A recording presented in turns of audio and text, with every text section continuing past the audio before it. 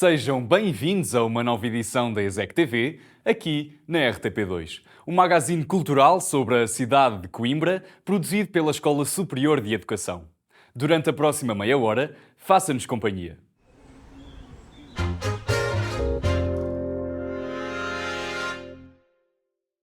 No Centro de Arte Contemporânea de Coimbra, é possível mergulhar no universo de Mário Cesarini. Esta exposição apresenta uma diversidade de obras, técnicas, suportes e materiais, revelando a riqueza e a complexidade do autor e do movimento surrealista em Portugal. Retrato Rotativo é o título desta exposição, que encerra o centenário do nascimento do autor.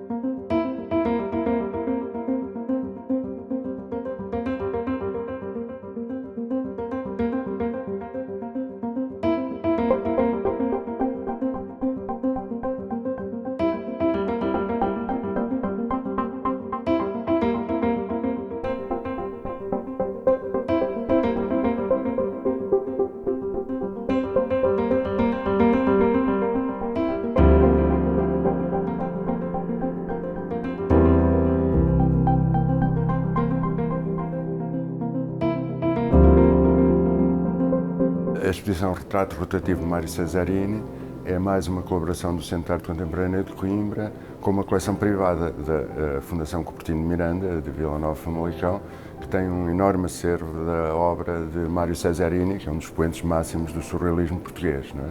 E pretende mostrar a grande diversidade da obra de Mário Cesarini no contexto do surrealismo português e depois também em momentos mais recentes da sua produção, digamos, mais próximos daquilo que chamamos contemporaneidade.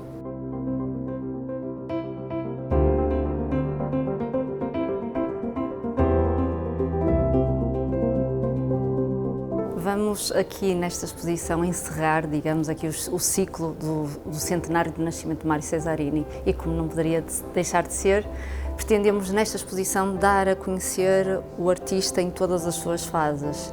A literatura está muito presente em toda a obra de Mário Cesarini e esta exposição pretende também mostrar isso, como pretende também mostrar que experimentou várias técnicas e foi pioneiro também em algumas delas e nos próprios materiais que usava.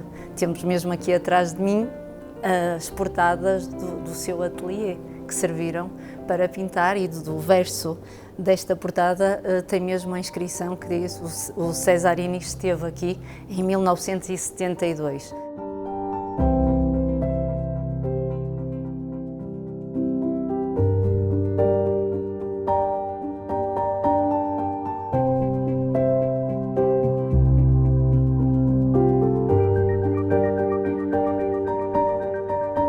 Na fase de finais de 40 são obras mais escuras, depois em 70 temos aqui as obras mais coloridas, mas vamos encontrando também estas novas técnicas da sua profigura, em que lançava tinta da China e que soprava, a cismofigura, ia no elétrico e deixava o lápis, a caneta, desenhar de acordo com a trepidação do elétrico, os próprios aquamotos, em que lançava tinta para a água, ou seja, temos aqui o acaso acontecer em muitas das obras que encontramos aqui.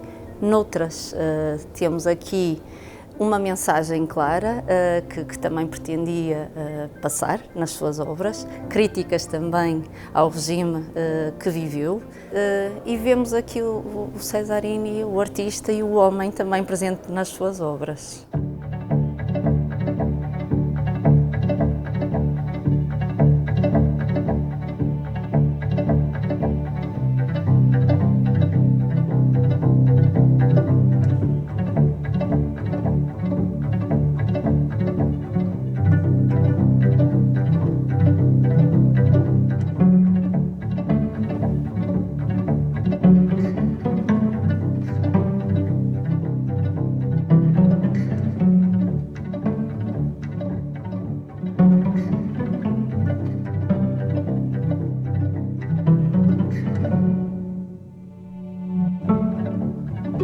O título da própria exposição é emprestado de uma dessas pinturas, que se chama Retrato Rotativo de Jean Genet, que é uma obra muito interessante porque o próprio Mário Cesarini assina de duas formas, ou seja, é uma obra que na verdade pode ser rotativa, pode ser rodada.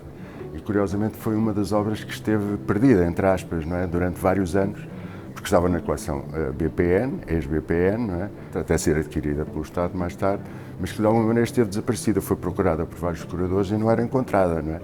E depois, finalmente, há muito pouco tempo, acabou por ser também mostrada no MAT, numa grande exposição sobre o surrealismo, feita por João Pinheiranda, não é? E, portanto, agora volta-se a ver aqui em Coimbra como uma das principais obras, não é? Quer da coleção de arte contemporânea do Estado, aqui em depósito, quer também desta exposição.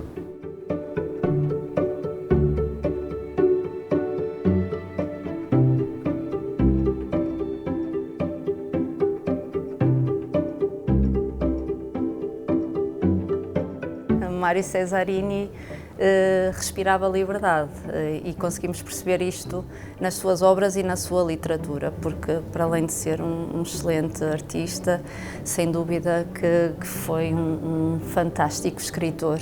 E para nós, Fundação, é muito importante esta coleção, porque permite-nos dar a conhecer o nosso espaço através de um dos nomes principais do surrealismo português, considerado até o pai do surrealismo português, e vamos aqui associando quer ao centenário Mário Cesarini, que iniciamos o ano passado, a 9 de agosto. Ele nasceu a 9 de agosto de 1923, faleceu a 26 de novembro de 2006, e este ano também nos associamos aqui ao surrealismo internacional, ao centenário do Manifesto do Surrealismo iniciado em Paris, e para nós esta exposição comunica esses dois marcos importantes e essa liberdade também do 25 de Abril que permitiu viverem mais em pleno, porque o Cesarini sofreu bastante essas represálias da ditadura portuguesa, que com o 25 de Abril deixou de ser perseguido e de ser acusado de vagabundagem,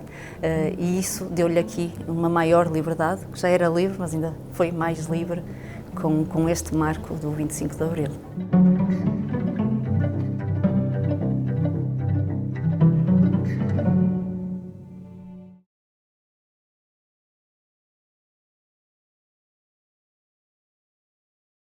Luís Peixoto explorou a música tradicional através da secção de fado da Associação Académica de Coimbra durante os tempos de estudante.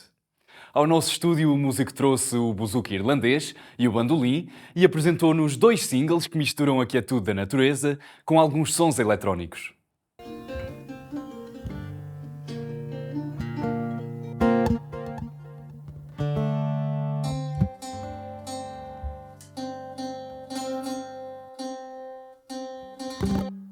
Normalmente, conversar, falar ao microfone é sempre tudo muito mais complicado para mim. Se eu puder não falar e só tocar, às vezes é a primeira opção, mas pronto, a pessoa vai se habituando.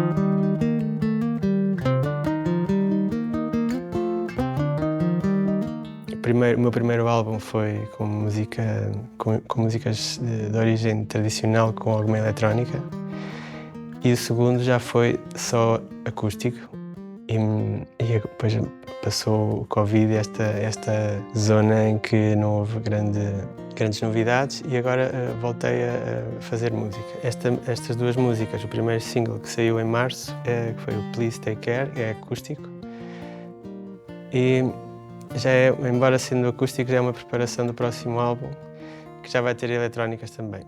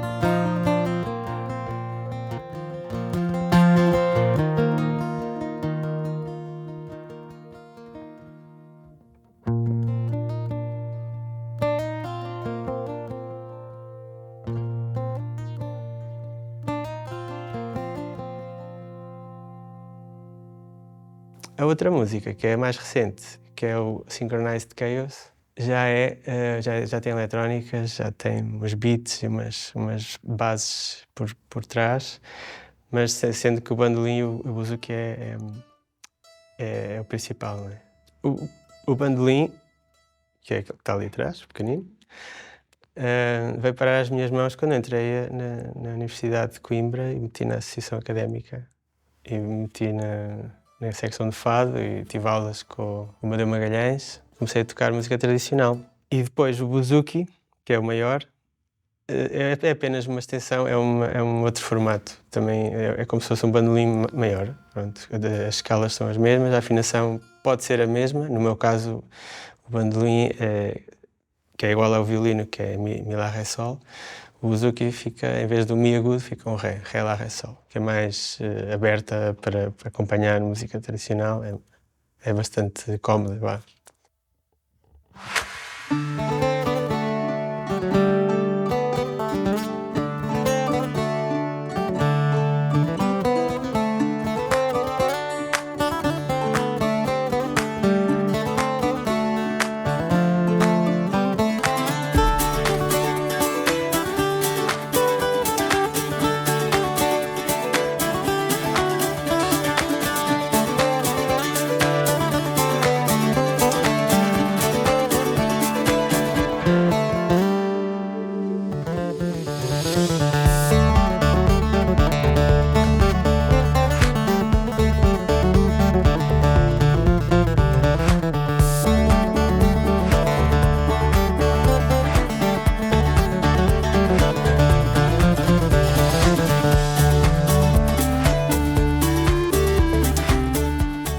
Eu acho que ao longo dos últimos tempos cada vez mais me estou a aproximar da natureza.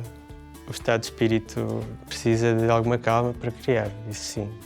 O processo de composição também é muito diferente de música para música e há uns que é isso, estar sentado e parado e de repente pegas no instrumento e vão sendo ideias. Outros são horas e dias de tentar sacar uma ideia que funcione bem com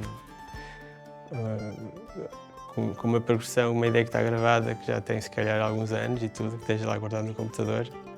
E portanto é muito variável, é muito caos.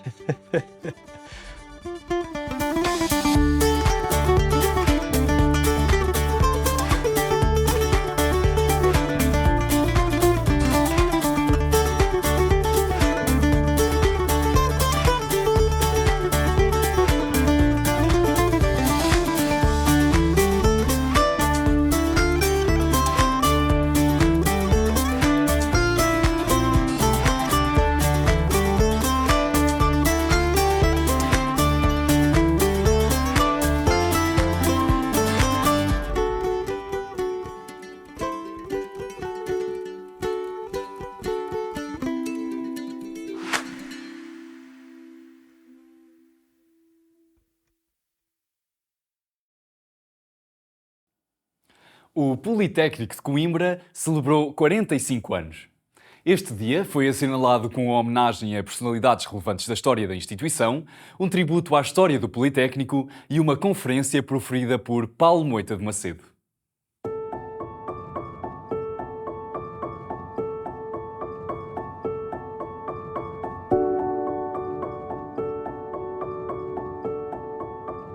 Estamos a falar do dia do IPC, é sempre um dia importante, estamos a comemorar a nossa vida, estamos a comemorar o nosso dia-a-dia e as conquistas que vamos conseguindo e hoje aproveitámos naturalmente, ao ser um dia de aniversário, para um conjunto de homenagens e para um conjunto de premiar um conjunto de pessoas que se destacam na vida do IPC. É um dia de aniversário onde fazemos jus à história e sairemos daqui seguramente no final da festa mais alegres com aquilo que fazemos.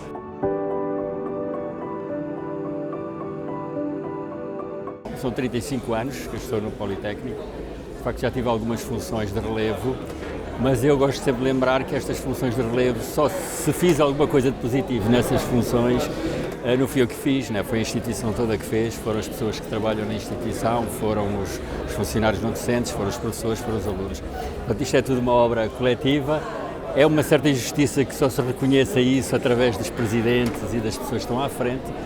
Nesse sentido, sinto-me um bocadinho mal, né? Porque acho que devo partilhar esta homenagem com todos, não sou eu que merece a toda a gente. Por outro lado, também é uma satisfação ver que alguém se lembra que a instituição também fez alguma coisa e também tive um papel nesse projeto, portanto, nem que seja congregar pessoas e fazer com que isto se concretizasse em alguns projetos. Como para mim, o meu trabalho, o trabalho que eu fiz no Centro Cultural Penedo da Saudade, foi uma missão que me entregaram e que eu fiz o melhor que podia. Na mesma medida que eu, haverá imensa gente no Politécnico que faz um belíssimo trabalho e que faz o seu dever com missão, de uma forma missionária e que com certeza valeria tanto, mereceria tanto esta homenagem como eu, ou tanto ou mais do que eu.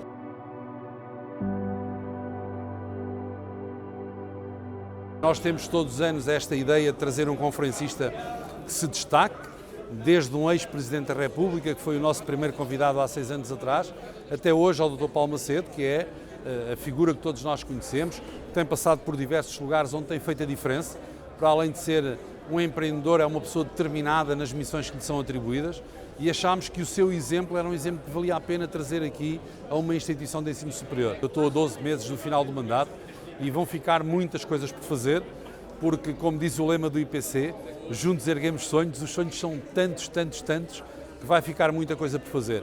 Eu destacaria de tudo aquilo que vai ficar por fazer, vão ficar muitas coisas começadas que não vão ser acabadas, como as novas residências, como eventualmente a nova escola de pós-graduações que poderá não estar pronta daqui a um ano, mas aquilo que eu destacaria mais foi a ideia que eu tive ao longo dos anos de criar uma escola superior de turismo e que não vamos ser capazes de o fazer, porque não há vontade nem interna nem externa de criar a escola.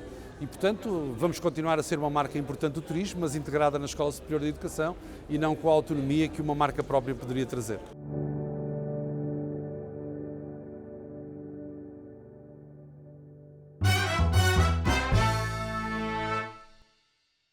Apaixonado pela escrita e pelas viagens, José Luís Santos sonhou muito cedo com a vontade de partir. Foi crescendo entre viagens e pelo caminho apaixonou-se também pela fotografia. No Centro Cultural Penedo da Saudade, apresentou um projeto fotográfico ao qual dedicou 15 anos, a Rota da Seda. Um trabalho documental que não foi à procura do passado da Rota da Seda, mas sim à procura da vida, da cultura e dos sonhos de agora.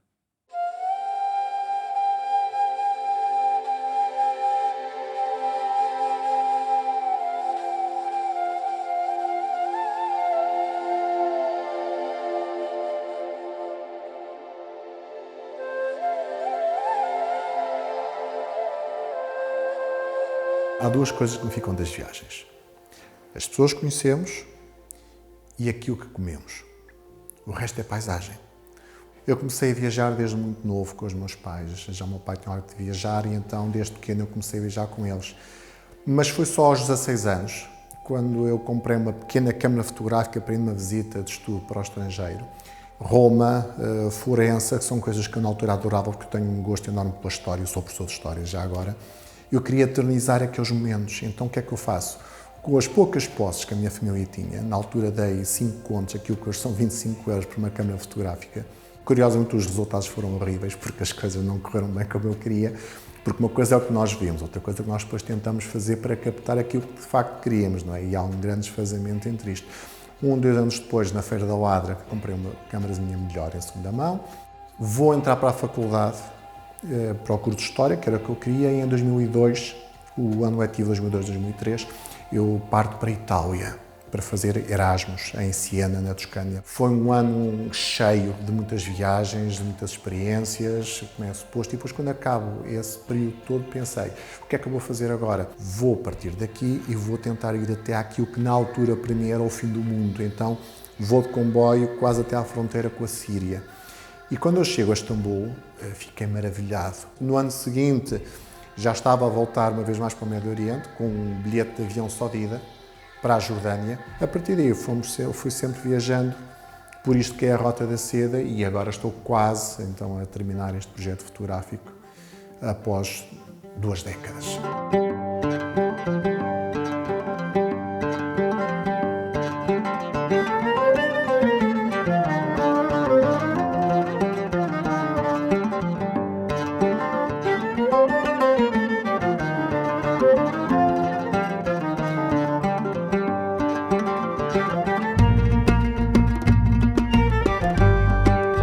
A escolha deste projeto, no fundo, reúne um conjunto de paixões, que é a história, a fotografia, a viagem e a escrita. A Rota da Seda foi um ponto de contacto entre 2 mundos que não se conheciam, o Ocidente e o Oriente, nomeadamente o Extremo Oriente, a China. Nestes últimos anos, tem-se construído demasiados muros em vez de pontes e o conhecimento do outro está muito mais fragilizado, o que depois vai dar aso a outros problemas, como é o caso de racismo, xenofobia, aquela ideia eurocêntrica de que nós é que somos os donos da verdade e os outros não prestam. Então o que é que eu quis fazer? Eu quis ir conhecer o outro. Irão, Iraque, Paquistão. Se eu disser a alguém que vou de férias para o Iraque ou para o Irão, alguém vai dizer, tu és louco, eles, curiosamente, eles não sei bem quem, eles vão matar-te, eles vão fazer-te mal porque eles são os terroristas, eles são isto, eles são islâmicos, eles são aquilo. É o fim do mundo. E as pessoas que dizem isso são pessoas que nunca conheceram nada destas realidades, nem nunca vão querer conhecer. No entanto, acham-se no direito de exercer a sua verdade e de impor aos outros, que no fundo é uma mentira. Caso eles metessem tudo no mesmo saco, tal como nós metemos em relação a eles, se eles fizessem isso, eles iam olhar para mim e pensar, este é um daqueles que ajudou a destruir a minha casa, a minha família, os meus amigos, o meu país. Mas não. Eles tiveram a grandiosidade de me receberem bem, de serem pessoas humanas. Não são um mundo fantástico, verdade seja dita, mas também não são os monstros com que nós gostamos de os pintar. Então, o que é que eu tento fazer? Com este projeto eu tento desmistificar em boa parte de tudo isto.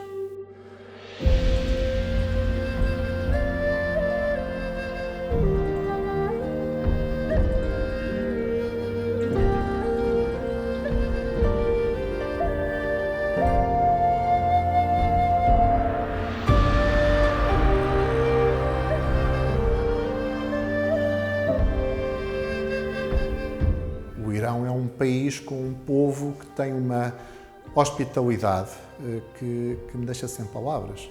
Que dão com a mão direita sem querer receber com a mão esquerda. Que isso é algo que eu, como ocidental, olho para aquela gente e sinto-me diminuído. Porquê? Porque pensamos sempre o que é que o outro quer em troca. Nós fomos formatados a pensar assim, porque a vida também nos levou a pensar assim. E aquele povo iraniano ou paquistanês são povos de um coração fantástico.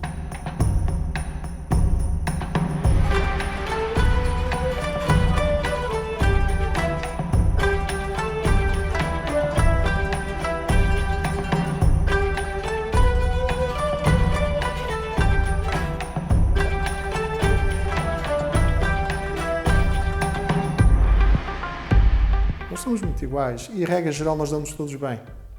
O único problema disto, a meu ver, está precisamente nas esfias políticas, religiosas e económicas que, por interesses que não são verdadeiramente da população, acabam depois por dar um destino miserável a esta gente, que depois vai desembocar em questões que nós, infelizmente, sabemos, como, por exemplo, a estada de refugiados à Europa. A Europa é essa, entenda-se, que em boa parte facilitou vários conflitos e depois está a apanhar com os telhados desses conflitos.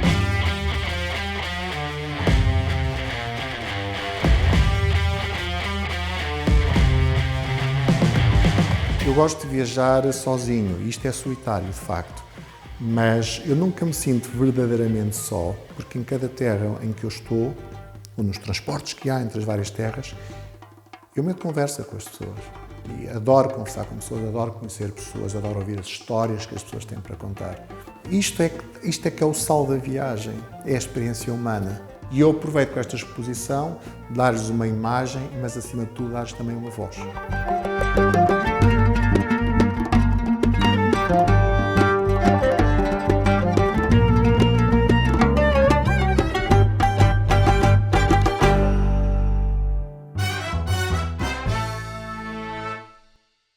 Chegamos ao fim desta edição. Marcamos encontro já na próxima semana. Durante o mês de agosto, fazemos uma viagem por algumas das nossas emissões anteriores e voltamos em setembro com novos conteúdos para partilhar. Deixamos o convite para acompanharem o nosso trabalho online e contamos convosco todas as sextas-feiras aqui, na RTP2 e RTP Play. Tenham uma boa semana.